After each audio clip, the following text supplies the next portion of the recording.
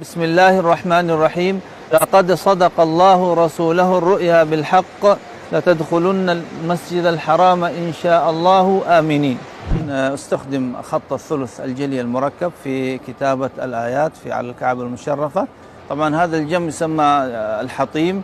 مكتوب بسم الله الرحمن الرحيم. الحج أشهر معلومات فمن فرض فيهن الحج فلا رفث ولا فسوق ولا جدال في الحج. وعندنا هنا في الركن الصمدية وهي قل هو الله أحد، طبعا في المنتصف في بسم الله الرحمن الرحيم باللون الفضي، وقل هو الله أحد باللون الذهبي. ثم هنا عندنا قنديل وفيها يا رحمن يا رحيم. ثم هنا هذا يسمى ما تحت الحزام، وهي قطع متقطعة ليست متواصلة كالحزام، وفيها قوله تعالى بسم الله الرحمن الرحيم نبئ عبادي أني أنا الغفور الرحيم.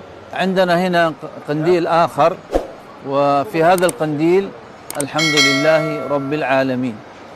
ثم نجد هنا قطعة ثانية ما تحت الحزام، وفيها قال الله تعالى وإذا سألك عبادي عني فإني قريب أجيب دعوة الداعي إذا دعان.